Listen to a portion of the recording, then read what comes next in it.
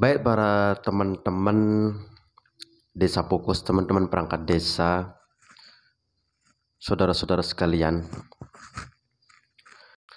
Jadi di kesempatan kali ini atau di video kali ini kita akan membahas tentang apa kabar NIPD perangkat desa yang selama ini dibicarakan oleh semua.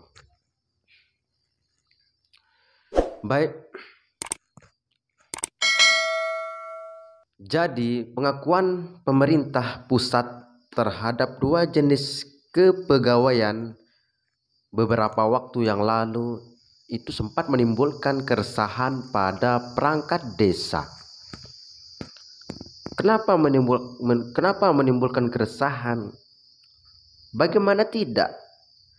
Karena jika pemerintah pusat pada tahun 2023 hanya akan mengaku PNS dan PPK sebagai pegawai pemerintah atau sebagai tindak lanjut dari keputusan penghapusan tenaga honorer. Itu artinya bahwa status kepegawaian perangkat desa tentu menjadi pertanyaan bagi kita semua. Karena tidak ada status yang jelas untuk perangkat desa.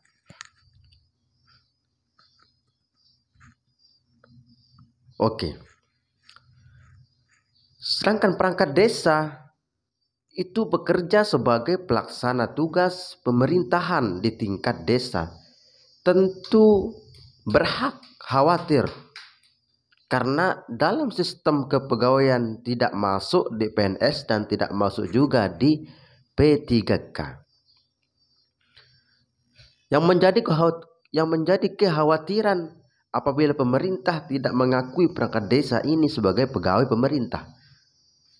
Selanjutnya, mensikapi hal tersebut, Kementerian Dalam Negeri melalui Kasubdit Fasilitas Penataan Kewenangan Desa, yaitu Ditjen Pemerintahan Desa, Satria Gunawan, kemarin menyampaikan tidak perlu ada kekhawatiran bagi perangkat desa. Karena apa? Karena penghapusan honorer itu hanya berlaku untuk instansi di luar pemerintah desa. Dan nantinya mereka tentu akan diarahkan ke PNS atau P3K, ujar beliau ketika dihubungi melalui sambungan selulernya. Jadi, sistem kepegawaian dari perangkat desa diatur terdiri dalam Undang-Undang Desa. Dan ini berbeda aturannya dengan yang disampaikan oleh Kementerian Pendayagunaan Aparatur Negara dan Reformasi Birokrasi terkait dengan penghapusan tenaga honorer di tahun 2023. Itu yang disampaikan beliau. Beliau juga menyampaikan bahwa yang menjadi fokus dari Kementerian Dalam Negeri adalah menyelesaikan permasalahan seputar perangkat desa, utamanya pemberhentian tanpa prosedur sesuai peraturan yang dialami oleh perangkat desa.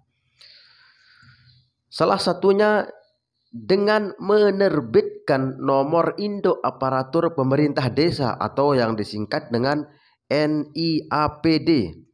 Dan dapat kami sampaikan bahwa teman-teman perangkat desa bahwa regulasi terkait NIPD tinggal menunggu persetujuan dari Presiden.